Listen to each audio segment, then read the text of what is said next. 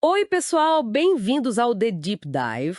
Hoje a gente vai mergulhar num tema fascinante: a linguagem humana. É, essa capacidade incrível que é só nossa, né? Com milhares de línguas diferentes pelo mundo, e o curioso é que nunca acharam uma tribo muda. Linguagem é basicamente esse sistema para se comunicar com sons, símbolos, gestos. E tem regras, né? Gramática.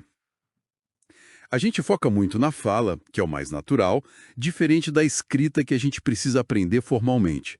Então, a nossa missão aqui é tentar entender como o cérebro dá conta disso tudo, né?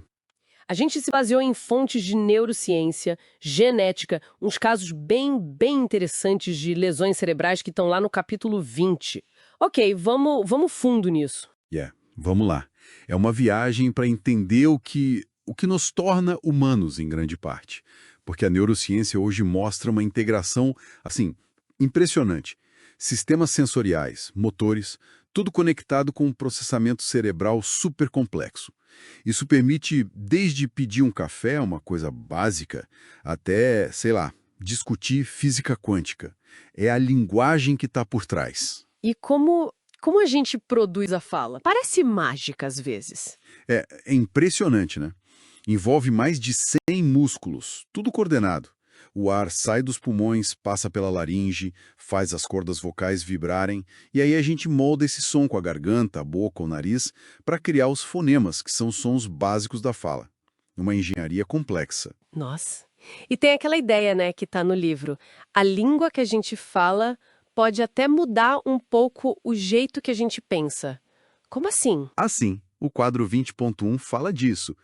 É uma hipótese interessante. A ideia é que a estrutura da língua pode dar uma influenciada sutil. Por exemplo, línguas como francês, alemão, que têm gênero gramatical para objetos, tipo a mesa, o sol.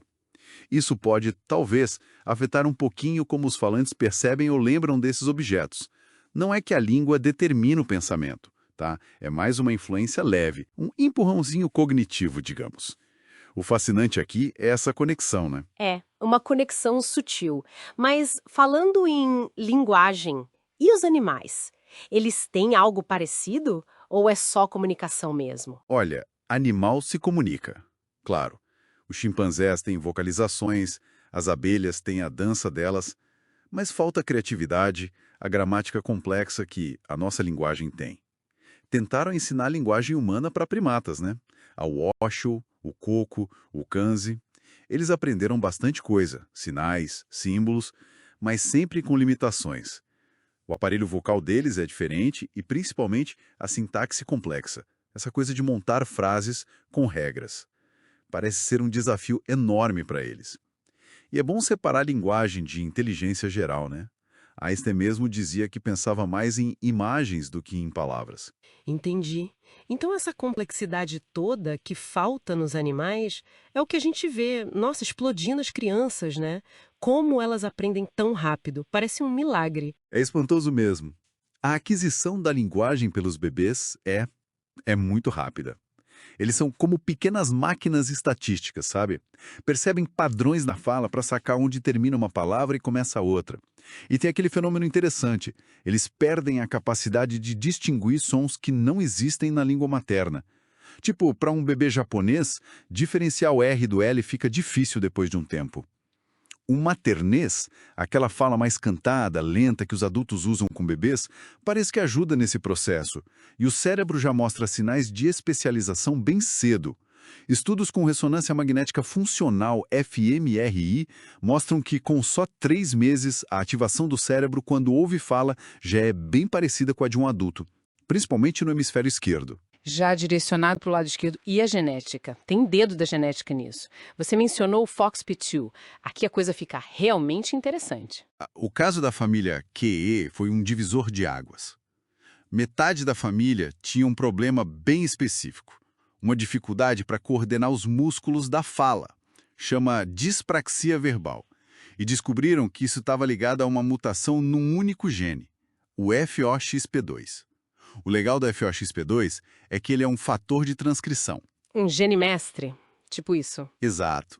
Ele regula outros genes que são importantes para o desenvolvimento de circuitos neurais ligados à fala e linguagem. Foi talvez a primeira vez que se viu tão claramente uma base genética para essa habilidade tão humana.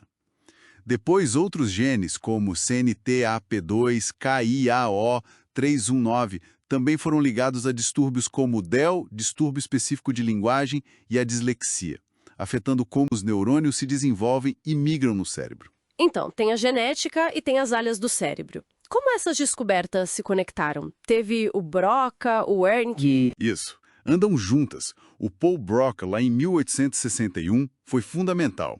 Ele estudou um paciente, o famoso TAM, que só conseguia falar essa sílaba. Quando o paciente morreu, Broca viu uma lesão numa área específica do lobo frontal esquerdo e associou essa área, hoje área de Broca, à produção da fala. Pouco depois, o Carl Wernicke descreveu pacientes com outro problema. Falavam fluentemente, mas sem sentido, e não entendiam nada. Ele localizou a lesão numa área diferente, no lobo temporal esquerdo superior, a área de Wernicke, ligada à compreensão. Ah, então são as afasias clássicas, né? Lesões diferentes, problemas diferentes. Exatamente. Na afasia de Broca, a compreensão está mais ou menos ok, mas falar é difícil. A fala fica lenta, sem gramática direito, faltando palavras, tipo telegráfica, né? Navio, Massachusetts, guarda costeira, anos, como no exemplo do David Ford. Entendi. E a de Wernicke? Já na afasia de Wernicke, a pessoa fala que é uma beleza, fluente, mas não faz sentido. Um monte de palavras trocadas, inventadas, o que a gente chama de jargão ou parafasia. E a compreensão é muito, muito prejudicada. Como no caso do Philip Gorgon, que o discurso era incompreensível. Mostra bem que produção e compreensão são processos diferentes no cérebro, ligados a áreas distintas, apesar de conectadas. E como elas se conectam? Tinha um modelo antigo para isso, né? O Wernicke-Gishwand. Sim, esse modelo foi super importante na época. Tentou ser o primeiro mapa. Propôs que a informação era compreendida em Wernicke, aí viajava por um feixe de fibras nervosas, o fascículo arqueado, até a área de Broca para ser falada. Uma via meio linear. Mas hoje se sabe que não é tão simples assim. Hoje a gente sabe que é bem mais complexo. A linguagem envolve uma rede muito maior de áreas, incluindo regiões subcorticais, o giro angular. Não é só essa via A para B. É um processamento mais em paralelo distribuído. E a recuperação que a gente vê em pacientes com afasia também mostra que o cérebro tem uma baita plasticidade, consegue se reorganizar. Falando em áreas e organização, e aquela história de usar mais um lado do cérebro para a linguagem? O hemisfério esquerdo dominante? Essa ideia vem muito dos estudos com pacientes de cérebro dividido. Eram pessoas que tiveram o corpo caloso, que é a principal ponte de comunicação entre os dois hemisférios, cortado, geralmente para tratar a epilepsia grave. O Gazzaniga fez experimentos clássicos com eles. Mostrava um estímulo, tipo uma palavra ou imagem, só no campo visual direito da pessoa. Essa informação vai para o hemisfério esquerdo. E a pessoa conseguia descrever o que viu, falar sobre aquilo. Ok, isso faz sentido. Se o esquerdo controla a fala. Exato. Mas aí ele mostrava o estímulo só no campo visual esquerdo. A informação ia para o hemisfério direito.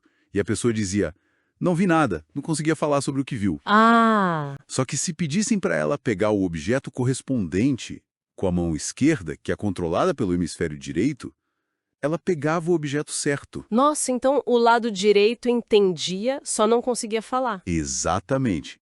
O hemisfério direito tem sim capacidade de compreensão, entende palavras, especialmente as mais concretas, entende conceitos.